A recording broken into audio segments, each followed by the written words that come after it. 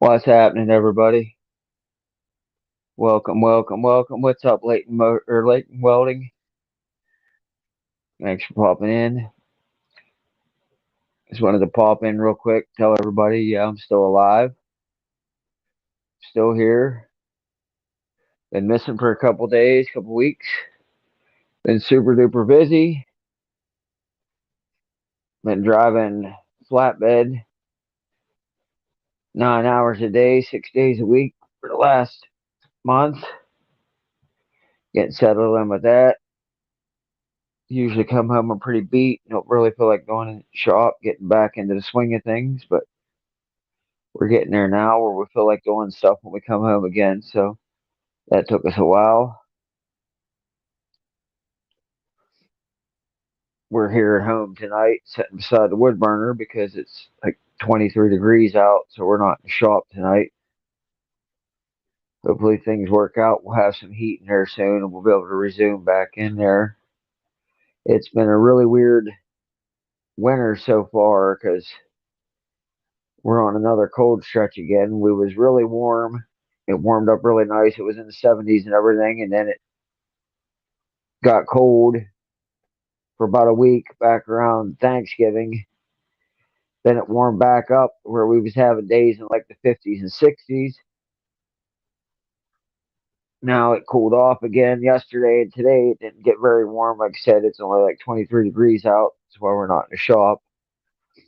Tomorrow it's going to be back up in the mid 50s. So I don't know. It's just been a roller coaster ride, but so we haven't gotten a lot done. So just been busy towing cars. It's been quite an adventure.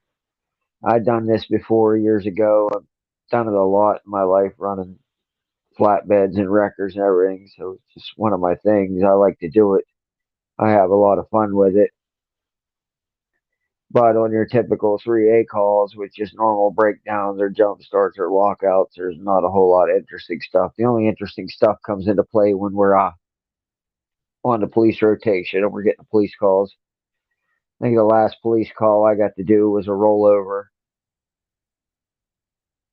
We had where I work on crap. What was it? It was like the first weekend or the last weekend in November. We had a rollback stolen from our work. The guys went out and started the truck up and let it run because they was going out on the police call. The state police requested two trucks to come out on this call. They go out to start the truck up, walk back in the garage, waiting on the phone to ring to give them the directions of where it was at. And at that point, some yahoo jumped in our tow truck and took off. So we got a 2012 F550 with a Jerridan flatbed that just disappeared off the face of the earth. First, we thought it was just joyriders because figured it was a cold night. It was snowy. It was nasty out that night. The truck was sitting there warm with a full tank of gas in it. We thought maybe it was just somebody that wanted a ride. They jumped in that truck to drive it somewhere, and it would get found on a dirt road somewhere, either stuck and out of gas or just dumped somewhere. But so far, it's been missing about 3 weeks and hasn't turned up yet. So we'll see where that goes. The state police was able to pull video footage from the business next door. Our video footage from our cameras just showed the truck driving away. The video footage from the business next door showed that a pickup truck came down the road, past our garage, pulled into the O'Reilly's parking lot, which is like catty corner across the street from our garage. The truck pulled in, turned around facing the wrong direction up the one-way street in the parking lot. We see a guy in a ball cap and a hoodie. He gets out, walks up the sidewalk, walks across the street, jumps in the flatbed, and takes off. So, and then we had surveillance footage from like 8 miles away up over the mountain to where they seen the truck driving that way. So, I mean, there's a few leads on what happened to the truck, but so far the truck's gone. Truck had a brand new engine. It was just put in. We just got that truck back like 4 days before it was stolen. The truck had six brand new tires put on it, and a new engine put in it, and somebody jacked it. So it kind of sucks, but it is what it is. What are you going to do? I mean, we're not exactly a high crime area, but By the looks of it, with the guys in the truck that showed up and dropped somebody off, it was definitely planned. They were planning to take the truck. So, as I said, we got the head of the auto theft task force in the county who's been at it for like 25 years, and he's the lead investigator on it. He's been, like I said, he was able to track down all the video footage of it in different areas, but so far no good. But if there's anybody around the Fayette County area in Pennsylvania, which is southwestern Pennsylvania, Uniontown area, any of that, if anybody knows the whereabouts of the Joby's flatbed, there is a reward for the arrest of the people that took it. So if anybody knows anything, they can call Joby's Golf in Uniontown and give them a heads up for that, or they can call the Uniontown State Police and give a heads up. Like I said, Joby said he would give a reward if they catch the guy that's got it. So other than that, with the weather this time of year, we've been running the Monte Carlo. I've hinted at you guys with it. It is getting spray. We got all the bugs worked out of it finally. I got the injector straightened out on it. I have the car running good, so spray's coming. I know Dwayne, he keeps posting. He's interested in seeing it, so it's coming, buddy. We're going to see what the Series 2 3.8 does with 100 shot of nitrous on it. You guys will be the first to see it. My guess is the engine's going to take it, but that, whatever that's, what is that? The 4T 60 or whatever it is, transmission isn't going to take it. It's not going to like it. So we'll have to be careful when we do our nitrous pulls and make sure that we're in right gear so we don't end up with four neutrals. Other than that, I posted back a little bit ago about the Cutlass and what we was doing with it. We have definitely decided it's going to get a bigger turbo. I was playing with the idea of going with twins, but I think I'm just going to put a big single on it and be done with it. Mostly, like I said, I just wanted to jump on here tonight and touch base with you guys and let you guys know I'm still alive, I'm still kicking, I'm still out here. The channel's not going anywhere. I'm just trying to gather up some extra cash. Like I said, between working on the house and then when springtime comes, getting the cars ready for next year. So it is what it is. Plus, it feels good to get up and go to work every day. It's not gonna lie to you, you know that it's a sense of accomplishment. It feels good. You know, like I said, it's a lot of fun to drive around with a tow truck all day. I spent yesterday, I think I spent 4 hours just driving to pick up one car. It was like 2 hours away driving to get it, load it, and bring it back. So out of my 8 hours or 9 hours I was there yesterday, I spent four of them just on one call, and then I come back and then I help some guy move a hot rod out of storage into his enclosed trailer. And then what did I do after that? I went and done one tow, went and looked for a guy out of gas, but AAA told me he was on uh, a street that was supposedly right up the street from our station, but turns out after looking for this guy for 30 minutes and calling him, I found out that he wasn't even in our city. He was on the other side of the state, and apparently Philadelphia has a road named the same as Uniontown, only his is a one way and ours isn't. And after arguing with the guy that he said we couldn't come the other direction up that road because it's a one way, that's when I put two and two together and I was like, "Sir, what town are you calling from?" And he says, "I'm in Philadelphia." And I was like, "Well, that's why I'm never going to find you. I'm 5 hours away, closer to Pittsburgh." But AAA does that with us. They said we had a call come in, was it Saturday around 2:30? They was looking for any towing company in the area that would take somebody from Uniontown to Philadelphia because they were broke down in Uniontown and they needed to tow back to Philadelphia. With that being said, working on cleaning the garage out. Got a lot done to it. Starting to get room in there again. It's finally got its new roof on, so we're happy to report it's not raining in the garage anymore when it rains outside. So that's always a plus for storing your stuff. So we're happy about that. We're happy we're not in the rain. We're happy we're out of the weather. We just got to get us a decent toolbox. I was looking, I found some really nice toolboxes online on like Craigslist and Marketplace and that, but all of them were so far away. I just really didn't feel like going to pick them up that far. I mean, I think the closest one I found that was really nice and a really good deal was probably at least a 2 hour drive away. I just didn't really feel like getting involved in that.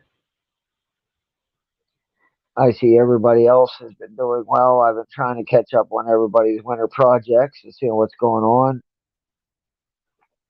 Everything looks good. Everyone else's video quality's picking up. Ours still kind of sucks, but we're getting there. We're learning. We don't expect to be professionals at this yet. We will be eventually, though, so it's all good. Yeah, but my typical day is I leave here around quarter after 7, and I get home around 5:30, quarter till 6 every day.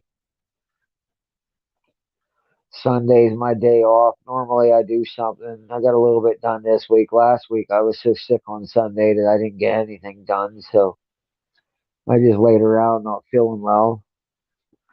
I know this is a little late for us to be on here, but I figured come on here at 10 because I seen a lot of other people had some stuff planned tonight. I think Bad Tree had something they was putting out, and there was a couple other creators that was putting stuff out, and I figured to let them go ahead and get their stuff out. I didn't want to step on anybody's toes and try to do a live while everyone else was on there. So I mean, we try to look after each other. We all got time to do it. I try not to walk on anybody else's. So I appreciate everybody for stopping in. Everybody stopping in to say hi. If anybody wants to join into the conversation, there's a link there at the top of the comments because I don't have my YouTube browser open, so I can't pin it at the top. But over there in the comments, there is a link. If somebody wants to jump in, you're more than welcome to join us. Said we're hanging out at the house tonight because it's only 23 degrees outside. Typical December in Pennsylvania. I hope everybody's about ready for their Christmas, getting everything taken care of. It's coming quick. So I just heard a truck on a Jake going down the mountain. That's funny. That guy late at night, I don't know what they move, but every time that truck always comes down this mountain, it's always after 10 p.m. on a Saturday night, which is probably a good time that you're not going to run into any DOT guys coming down through there. So that works for them. But I always wonder, I think it's a log truck or he's hauling scrap or something from up there, but he's always late when he comes through. The truck's lit up really nice. I always catch it out the window. I can see all the running lights. The truck's lit up like a Christmas tree, but he's always a late runner down through here. And so I think we've settled in on our upgrades. We're still waiting on Tommy to get his Honda. It was his sister's car. Her sister gave it to him, but it's still up at uh, our friend's house, and he's waiting to bring it down when he gets time, apparently. But apparently he's busier than I am because he has no time to load the car up and bring it down. So we're waiting on that because we want to tear into that. We got some good videos on that. Tom is excited because one thing he wants to get his manual transmission car and get it up and running. And number two, we're excited to see what we can do with that single cam D16 motor in there, that little 1.6 single cam, see what kind of power we can make with it. So it should be a lot of fun. It's going to be a good project. Maybe we can get some younger kids interested in this stuff because it all starts somewhere. And I think the little Honda Civics are kind of like the gateway drug to the big stuff. So if we can get anybody interested in that, then we can bring them over to the dark side with the V8 stuff. So there's nothing like the sound of an American V8. But yeah, that project's on hold. The garage is clean out. Like I said, eventually, if we get heat in there, I would like to. I've been planning on it for the last couple of years now. My four-door tracker, you guys have seen a couple videos of it, but it's about all used up. I've been planning on swapping everything back over to the Samurai chassis that I have, which that's that one you guys have seen in the background of the videos. It's been stretched 13 inches body-wise, and then the wheelbase has been stretched out to 104 inches versus the factory like 79-inch wheelbase. So And we replaced all the front sheet metal except the hood with like a tubular front end. And it's got the extended part has like a full roll cage in it. We got half doors for it. It's a fun little project, but we want to go back to the Samurai because it's lighter, a lot lighter. The tracker started off being a four-door tracker, was kind of light, but as we kept adding to it and fixing it, it just kept getting heavier and heavier. So I think the thing weighs about 4,000 pounds now, so it's definitely too heavy to only have a 1.6 in it and be turning a 37-inch tire. Even with a 100-to-1 gear reduction, it's still a little bit too much. So we want to get it back up and running. We're going to put the entire drive line out of the four-door tractor back into the Samurai.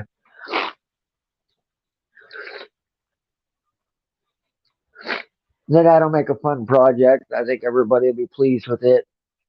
It'll make some interesting content.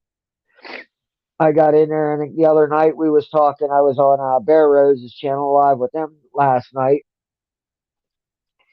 and accidentally during that conversation, I think it come out my experience I've had with the Toyota trucks and the Nissan trucks and the mini trucks because oh man, I've been off roading the mini trucks. I learned at probably 97, 98. I had a big built Ram Charger that I used to take four wheeling, but every time I would take it out, I would break stuff. It didn't matter what we did to it. You know, you could put 3/4 ton axles under it. I'd break it. It just weighed too much, had too much power. We'd always break it. And then I got into four wheel and the little stuff.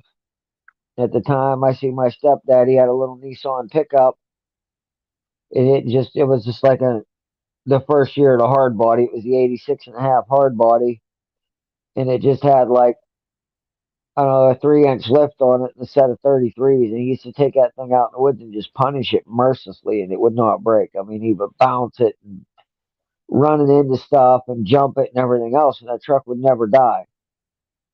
And then I got to thinking, I was like, well, maybe these little trucks are the ticket for four wheeling because they don't seem to break.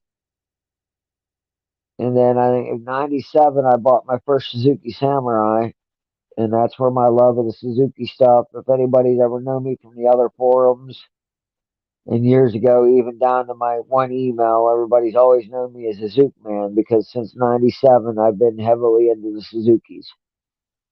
Now, I don't know how many of it know it, but the Geo Tracker that Chevrolet sold under the Geo name, and then the 99 and up under the Chevrolet name, that is actually a Suzuki vehicle. And it was only sold under the Chevy name just and the GM name.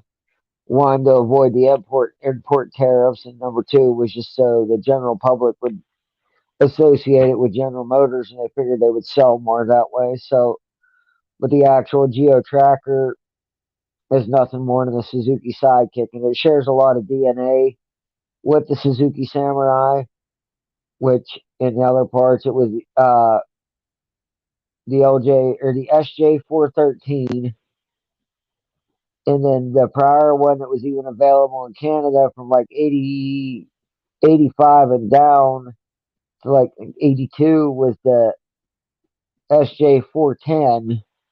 And then you get back into the little stuff. I would love to find like an old LJ 20 or one of the ones that has the three-cylinder two-stroke motor in it.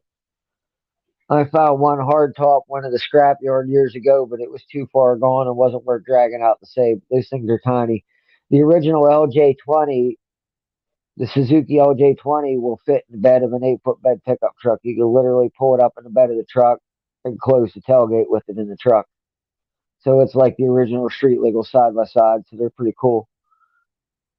But just around here, the way they rust, the salt's killed them and you can't find them anywhere. There's a guy here on YouTube. I think he built like the LJ20. He got a yellow one on there. They pulled out of the woods and completely rebuilt. But they're an awesome little rig. I've had good luck with Suzuki stuff. We played with Suzuki Swift, which is the original car of the Geo Metro.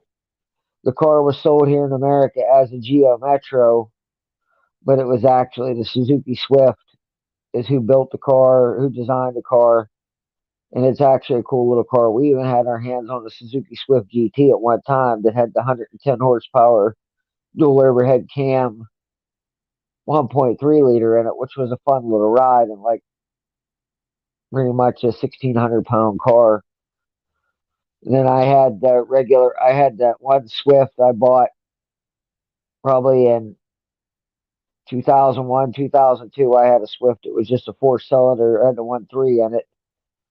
That car would get 38 miles to the gallon no matter how hard you ran it. I mean, every time, every stop sign, rev it up, sidestep the clutch, smoke it through first, bang it into second, and keep it spinning and chirp third every time. And the car would still get 38 miles to the gallon ripping on it like that. It was around that same time. That's when I had the a Nissan 300ZX that I had.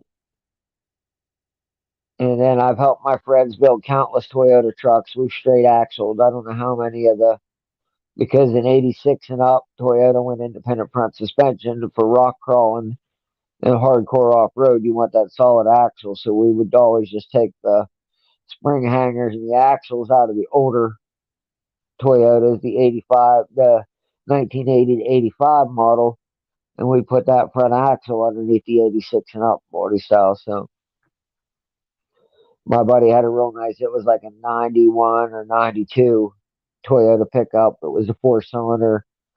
We had it straight axle swapped on like 38-inch super swampers, and he had the original Marlin crawler dual transfer case setup in it, which was pretty cool. Anytime you're dealing with those little four cylinder rigs, you definitely need the gear reduction. You either need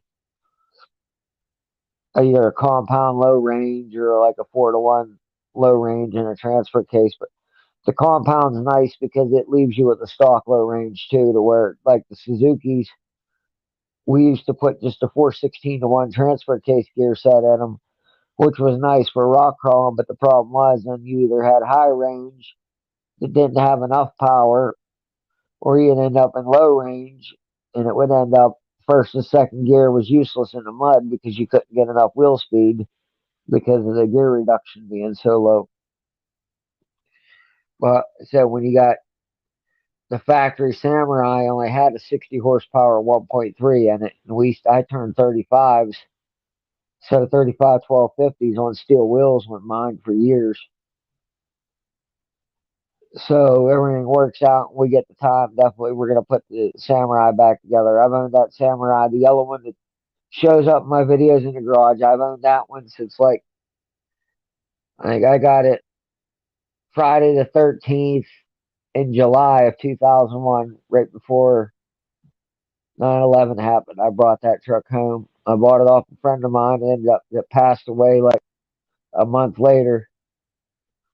So it means a lot to me, and it's set in the garage. It's been in the corner on blocks since like February of 2005 is when I took that apart and started building the four door. I set the chassis up and everything for it, and then I got the body for the current four door tractor. I bought it in like was it September 2008 is when I ended up buying that body. So we put everything back together and built the four door buggy for the kids to be able to go and be able to go four wheeling because it used to be a Sunday tradition. Every Sunday we would go rain, snow. It didn't matter if it was 100 degrees or 10 below. We went four wheeling. But since the side by sides have gotten so popular around here, it's kind of ruined a lot of the trails that we used to go on. We used to be able to go take our camping gear and go four wheeling all weekend and never run into an issue and never have a problem. But now it's so easy for anybody to go into any bike shop that has decent credit in a job. They sign their name, they got a side by side, and now they think they're Ivan Stewart and they're out in the woods and making new trails and tearing stuff up, making people mad, getting the game commission after everybody and causing us problems. So plus it's the law aspect too. I mean, with the four door tracker, it's never been street legal. I've never tried to represent it as street legal. It's always been an off road only buggy. But the problem is with that is if I come out of the woods in my four door tracker and drive it a half mile down the road to go into another trail. If I pass a cop, that cop's going to pull me over and give me a hard time. And I'm going to get all kinds of fines for driving an illegal vehicle on the road. But that same cop would sit there and watch 5 or 6 side by sides get down the road to the trail and never say a word. But I get the excuse, well, this once was a street vehicle, so it's got to be registered and that, which it's dumb, but it's the way things work. So the side by sides kind of killed the four wheeling as much as we used to go. We still like to get out there and go. I still try to go a couple times a year, but it ain't like we used to. Then we got into this dirt track racing for a couple years, but like I said, I just couldn't justify having all that money in a car that I had to load on a trailer, take to the track on a Saturday night, run it around, tear it up, load it back on a trailer, take it home, work on it all week, just to do it again and not be able to enjoy the car. So I was like, I'm going to go back to my roots. Ever since I had driver's license in my first years of driving, I was into just street performance, drag racing. I figured, you know what? I'm going to build a dual purpose car. I'm going to build a car that goes relatively quick for what it is at the track, but I can still drive it every day on the road. So that's how the Cutlass came to be. The Cutlass was just the evolution of everything I learned over the past 25 or 30 years working on cars, and I applied it all to the Cutlass and tried something new with the turbocharger, which I'm glad I did because it helped a lot. I've learned a lot, and the capabilities gotten crazy in the last 25 years. I've learned so much fabrication my stuff.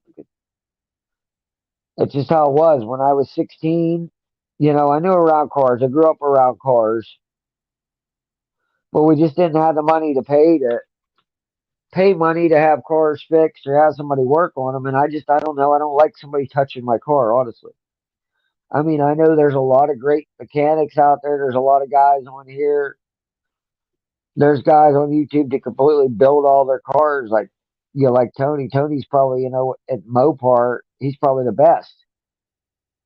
But even if I had a Mopar, I wouldn't feel right having like Tony do my car because I don't like anybody touching my vehicle. I don't know what it is. I just like to be responsible for everything. So when I got my first car, when I started driving, if I had a problem with it, you know, I knew basic stuff. I knew how to do a tune up, change plugs, clean a carburetor out. I remember at 16 years old, I remember having a piece of cardboard on the kitchen table and have a quadrajet tore apart on the kitchen table. I learned how to do it. And as I got older, you know, and then I never had no welder or nothing, probably till I was 25. I think I was probably about 23, 24 when I got my first set of oxygen acetylene torches, and I learned how to cut stuff and how to oxyacetylene weld and braze stuff. Learned that. Learned a little bit of stick weld. And that's it. My first set of spring perches I did in the summer of 2001 on my Samurai. I welded with two batteries, a set of jumper cables, and them tiny little 1/8 inch welding rods you can buy the Campbell Hosfeld brand you buy at Walmart. But I welded the spring perches on them axles. They held. I still have them axles in the shed because I've replaced them with Toyota axles now, but I still have those original housings that I welded years ago with jumper cables. I had that. Then in 2003 is when we moved in to the house where the big shop is. I come home from work one night and I went to the Busy Beaver, which is like a hardware chain around here. I was walking around that night and I walked there and they had a Clark brand welder and it was just, you know, it was a MIG welder. It had the gas line and everything. It didn't come with a bottle and it was a 180 amp 220. They had it on sale for like it was $289 or something. I think it was a mistake on the price, but I was like, man, I'm just gonna buy that. So I bought that, a roll of 220 wire, a welding helmet, and you know, just a receptacle and stuff. And I took it home and I just started practicing. I started making my own stuff. got better at it. And my that Samurai was my first test vehicle. That was everything I was learning on it with it. I learned to weld the spring perches with the jumper cables. By the time I got the MIG welder, I was building bumpers and rock sliders for it. And then as my welding got better, I started trusting it. Then I started doing suspension modifications. I was welding different spring hangers on. I was trying different things with buggy springs and double springs and quarter elliptic setup, just all different things we was trying. And if I didn't know how to do it, back then I discovered Pirate 4x4, which is a website for 'em. And if you had a question, you go in there and talk to somebody, chances are they did it. And I just learned everything myself and applied it. Same way with engines. I just tore them apart, figured I'd get them back together. That's how I learned everything, though, just by trying. Then I don't think I was probably 25 before I rebuilt my first automatic, but I figured, hey, how hard could it be, right? First automatic I rebuilt was the 727 in our motorhome because we got our motorhome, brought it home, drove it around a little bit. We took it somewhere and it lost reverse. I was like, okay, well, it has to be something simple. So luckily we had the internet then, so I read up on it, what caused the loss of reverse in the 727. And it ended up being the band was just loose and wore out. But I went on, I ordered a rebuild kit for it. I ordered that ASG service manual for 727 transmission. I still have it. Took the transmission out, tore it apart, put it together. It lasted probably, when I put that thing together, 04, 05, 14, 10, 12. I don't know. It probably lasted 15 years before I broke the sprag in it one day. And I broke the sprag. It was my fault. I was trying to get it in my yard and my property up the mountain. I was spinning in the mud. I was probably mad and I was just yanking it from reverse to drive and on all the way into low. Might have had it to the floor. I don't know. I was probably aggravated and I broke the sprag in it. Didn't know I broke the sprag though because I took it out after that and it worked fine. I drove it up the camp and back. And the last time last year I drove it up the camp, I noticed when we was coming out of camp, I could hear a little rattle in it when it was in drive in the automatic drive. When it was in low gear, but the shifter was in drive, it would rattle. I would pull it down in low, the rattle would go away. So in my mind, I'm thinking, okay, that's the sprag. So I babied it by shifting it manual. I drove it home, pulled the transmission out, and sure enough, the sprag was busted in it. But luckily, I caught it before it rotated it in the case. So that's tore apart at the house. But then I got the bright idea that I want to come and swap it. So that's where it's at right now. I haven't put the transmission back together. It's still standing in the corner in the garage with all the parts in a milk crate because I want to come and swap it. If I do, I need to put an overdrive transmission in it because I think the thing has like 488 gears in the rear end, so it's definitely going to need overdrive with a diesel.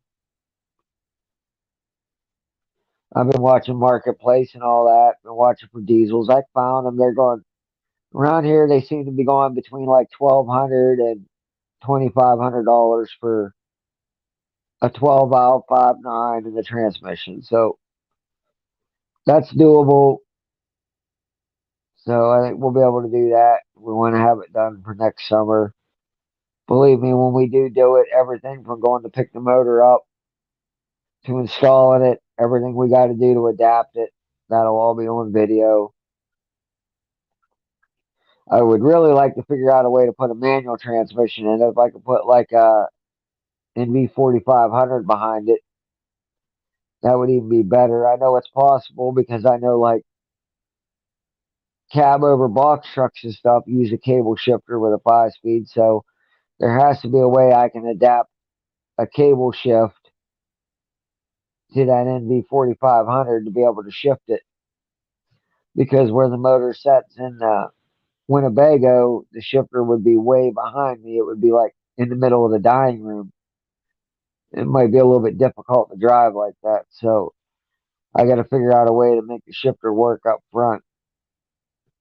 It'd be cool if I could find a setup kind of like the old Greyhound that had like the 4 speed on the column. That would be a cool setup. But I think I'll be able to fabricate maybe, like I said, like a cab over diesel and use a 5 speed shifter out of that with the cables and make it work somehow, which would be really cool to have a manual transmission in it. That'd be one less thing to worry about, and I think it would help with this fuel economy. Plus, I'm not a fan of the Dodge Overdrive transmission, especially in a vehicle that weighs over 14,000 pounds, and I do plan on pulling the trailer with my Cutlass on it. So I need a stout transmission setup that's going to work well. So if anybody out there has any suggestions of what they think, how I can make a manual transmission work in that, if you got any ideas, I mean, you guys have seen it. It's a 1974 Winnebago D24 Indian, so I think it would be really cool though with a manual transmission and a diesel, and hopefully, if everything works out right, that'll be our new toter for next year. We'll just be having the diesel motorhome to get if we go to an event. No more sleeping in the back of the pickup truck at events. So that's about all. A whole lot of nothing going on. It's winter time. Said just stockpiling everything now. If you guys would be interested in seeing some videos and stuff from work, I mean, let me know. Drop a comment or something. Let me know if you want to see some videos of towing because, like I said, I'm doing it 9 hours a day, 6 days a week. So I got lots of footage, but I don't know if that guy would be boring to you guys or if you guys would be interested in seeing it. Just let me know. I mean, I thought about just putting the GoPro on as a body camera and just let it record all day because I do see some interesting stuff. So it might be cool to share it with you guys. We don't do repos, so don't get all crazy and think you're going to see that because that don't happen. We do, like I said, 90% of our stuff we do is either AAA calls. We do other roadside service through different insurance companies. And we do like local work for the dealers, like insurance companies, towing cars to the body shop. I think I do at least 2 or 3 cars a day that were deer hits, towing to different body shops around the area. So that's been keeping us pretty busy. But other than that, guys, I'm not going to stay on here too late. Like I said, I started late because I didn't want to step on any toes. I'm definitely not planning on staying on here too late tonight. I think 35, 40 minutes should be good. Let me get ready to jump out of here, get ready to get some rest, do it again in the morning, back to work. I want to thank everybody for their patience, for staying around, sticking around, listening to what we have to say. So we do got good stuff coming, man. Just be patient. It takes a while sometimes. I know, like I said, now I'm 3 weeks into towing, so I'm actually back used to it. But that first 2 weeks I was doing it, I was dead when I come home, man. I just didn't have anything left in me. It was taking all the gas out of the tank because it's hustle, hustle, hustle, which is fine. But when you haven't done it for a couple of years, it takes a while to get used to it. But we're going to sign off. We will be back. We're going to try to start getting on a good schedule again, showing them when we need to so you guys can watch. I appreciate the support, appreciate the views, appreciate the comments, appreciate everything. We love you guys. We wouldn't be here if it wasn't for our viewers and for anybody that takes a chance subscribing to us. So we want to thank you for that. We will be back at least next Sunday. We'll be back. So until then, remember, guys, you can sleep in your car, but you can't race your house. Good night, everybody, and we'll see you later. Thanks for joining us.